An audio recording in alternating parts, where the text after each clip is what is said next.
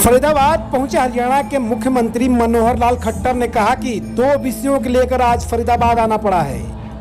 Amrita hospital में आज G20 और C20 का ही दूसरा पार्ट है। इसको लेकर जगह जगह पे सेमिनार आयोजित किया जा रहा है। वहीं आज अमृता माई हॉस्पिटल में भी इस कार्यक्रम को लेकर आना हुआ है। स्वास्थ्य और पर्यावरण के सभी को जोड़कर इस चिंतन किया जाएगा। नमस्कार, आप देख रहे हैं F24 न्यूज में आपके साथ हरकुलीस पांडे। लोगों को स्वास्थ्य ठीक रखने का यह केवल राज्य का विषय नहीं बल्कि अब देश का विषय बन चुका है। सरकार आज हर कॉलेज, मेडिकल कॉलेज खोलने के लेकर अपने धीरे धीरे पूरा कार्य कर रही है। वहीं फरीदाबाद में 3 मेडिकल कॉलेज को 3 number Atal Bihari Vajpayee medical college के नाम से, वहीं अमृता माई हॉस्पिटल में भी मेडिकल कॉलेज का उद्घाटन किया गया है। लोगों को बहुत ही इससे लाभ मिलेगा। मुख्यमंत्री ने कहा कि इस बैलेंस सेंटर में योगा क्लास शुरू की जा रही है, जिसको लेकर शिक्षकों की भर्ती की जानी है। वहीं मुख्यमंत्री ने यह भी कहा कि मंडियों में किसानों की गेहूं की खरीद ना होने पर भी उन्होंने साफ कहा कि किसानों को कोई परेशानी की नहीं जाएगी और न परेशान होने की कोई जरूरत है। सरसों की खरीद अभी भी इसलिए नहीं हो पा रही है क्योंकि बारिश होने से गेहूं की नमी हो गई है। ई वाला जो गेहूं है उसको खरीदा जा रहा है और स्टोर हाउस से जो भी खराब होने वाला डर है उसको चलते गेहूं की खरीद की जा रही है। और आज मंडियों में हैफेड सरसों की खरीद लगातार की जा रही है, जो कि 28,000 मीट्रिक टन सरसों फेड का खरीदा जा रहा है।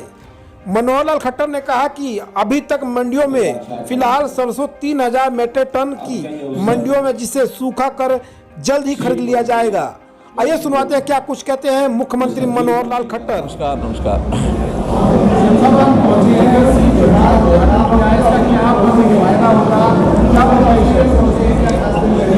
मित्रों, देखिए, 2 विषय हैं जो आज के इस कार्यक्रम के संबंध में मुझे आपको बताने हैं। पहला तो जो ये सेमिनार G20 का ही पार्ट C20 इस नाते से, और G20 के कई ग्रुप्स बनाए गए हैं, कुछ विषयों को लेकर के जगह जगह देश भर में सेमिनार कर रहे हैं। तो C20 का सेमिनार यहाँ पर माँ अमृतामयी हॉस्पिटल के इस परिसर में ये किया गया है, 2 दिन का सेमिनार।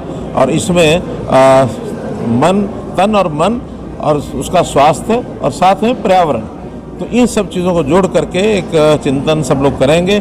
क्योंकि स्वास्थ्य की दृष्टि से न केवल ये किसी एक स्पेसिफिक देश का विषय है, दुनिया का विषय है कि लोगों का स्वास्थ्य कैसे ठीक रहे और किस प्रकार से स्वास्थ्य को ठीक किया जा सके, उसके ऊपर चिंतन सब किया है। बहुत से लोग आए हैं। इसी प्रकार जो दूसरा विषय है वो मेडिकल कॉलेज का आज यहाँ उद्घाटन हुआ है। जैसे हम अपनी हेल्थ सर्विसेज को बढ़ाने के लिए मेडिकल के जो परिसर हैं वो हमारे बढ़ रहे हैं। हर कॉलेज में हमारा मेडिकल कॉलेज खोलने का जो विषय था वो धीरे धीरे पूरा हो रहा है। बल्कि फरीदाबाद के लोगों को तो मैं बधाई दूंगा इस बात की कि यहाँ 3 मेडिकल कॉलेज हो गए। एक ESI का मेडिकल कॉलेज, वो भी एक साल पहले ही खुला है। एक श्री अटल बिहारी वाजपेयी जी के नाम से छायसा में जो एक मेडिकल कॉलेज पहले चल रहा था, बाद में सरकार ने उसको टेक ओवर किया है। और एक ये मेडिकल कॉलेज माँ अमृतामयी हॉस्पिटल के साथ मेडिकल कॉलेज आज जिसका उद्घाटन हुआ। ऐसे 3 मेडिकल कॉलेज एक ही ज़िले में खुले हैं, तो इस इलाके के लोगों में इसका बहुत बड़ा लाभ होगा। मैं इसकी शुभकामना देता हूँ। हरियाणा में क्या कुछ बदलाव देखने को मिलेगा? आपने अपने भाषण में जो बोला था कि कुछ नई चीज़ें हम कर रहे हैं, इसके रिगार्डिंग नई चीज़ों में जैसे मैंने बताया कि एक एलोपैथी के साथ साथ आयुर्वेद पद्धति, आयुष की पद्धति, जिसमें योगा है, जिसमें यूनानी है, जिसमें सिद्धा है, होम्योपैथी है, ऐसे प्रोजेक्ट्स भी हम धीरे धीरे आगे बढ़ा रहे हैं।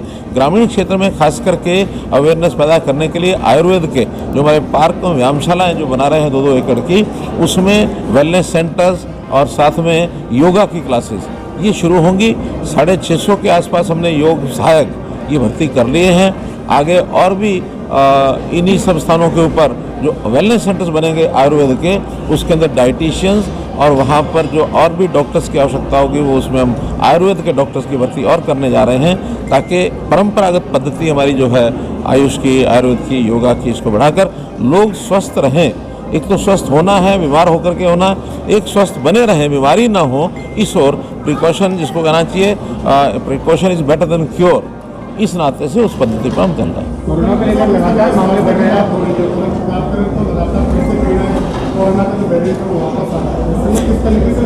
देखिए, कोरोना का फेज़ जो था 2 साल तक हम लोगों ने लगातार झेला। हमने सब प्रिकॉशंस बरती और वैक्सीन के कारण से हमारे यहाँ उसका वैक्सीनेशन भी पूरे देश भर में सब आबादी का 2 बार हुआ है। और आगे भी जो कि दोबारा से कोरोना के केसेस आने लगे हैं, डिपार्टमेंट इसके लिए एकदम एक्टिव है, सारी सावधानियां बरत रहे हैं, किसी प्रकार की कोई ढिलाई नहीं आने देंगे। जो प्रिकॉशंस पहले हमने बरती थी, जिस प्रकार की हमने पहले से नोटिफिकेशन जारी किए थे, वैसे ही लगातार इस पर ध्यान रखे हुए हैं। अभी जितनी गैदरिंग्स हो रही है, हम सब लोगों को एडवाइस कर रहे हैं कि कम से कम मास्क जो है वो लगा करके रखें और इस प्रकार ये बीमारी को कैसे रोक सकते हैं उस पर सारा ध्यान हमारा बना हुआ है, एडवाइजरी हम जारी कर रहे हैं। देखिए, कहीं खरीद में कोई समस्या नहीं है, लगातार सरसों की खरीद हो रही है, गेहूं की खरीद हो रही है, लेकिन पैरामीटर्स को ध्यान रखना पड़ता है। वर्षा आई थी, उस वर्षा के कारण से मॉइस्चर ज़्यादा है, लेकिन मॉइस्चर वाला गेहूं या सरसों वो इसलिए नहीं खरीदी जाती कि बाद में स्टोरेज के बाद वो ख़राब होने के उसके भय बना रहता है, इसलिए उसके मॉइस्चर जैसे जैसे ठीक हो जाएगी वैसे। आज भी मंडियों में हमारे जो हैफेड है वो सरसों खरीद रहा है, लगभग 28,000 मीट्रिक टन ये सरसों हैफेड ने खरीदी है और आज लगभग कोई पिछले कल तक शाम तक 3,000 मीट्रिक टन ही सरसों बाकी थी, जिसको सुखाने के बाद सब खरीद लिया जाएगा।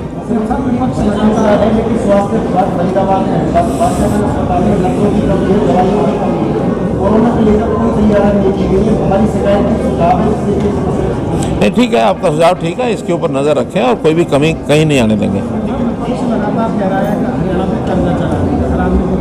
इसका उत्तर मैं बहुत बार दे चुका हूं और ये जिसको कोई मुद्दा मिलता नहीं है वो पुराने गड़े मुर्दे उखाड़ के लाता है। ये गड़ा मुर्दा है। हरियाणा सबसे बेटर बेस्ट जिसको कहना चाहिए, हमारी सारे जो प्रदेश हैं उनमें सबसे बढ़िया स्थिति हमारी है। हमारा पर कैपिटा इनकम सबसे आगे है। हमारे यहाँ बजट का भी जो पर कैपिटा के हिसाब से वो बहुत बड़ी राशि रखी हुई है। पर कैपिटा GST इसकी कलेक्शन हमारे सारे देश में सब प्रांतों से ज़्यादा है। इसलिए जिसको कोई मुद्दा मिले नहीं, क्योंकि SGST जो पहले कांग्रेस के टाइम पर जब वो छोड़ के गए थे मात्र 3 लाख करोड़ रुपए थी, आज वही SGST 10 लाख करोड़ रुपए अब क्रॉस करने जा रही है। तो स्वाभाविक है जब प्रदेश आगे बढ़ेगा तो सारे पैरामीटर्स भी आगे बढ़ेंगे। धन्यवाद।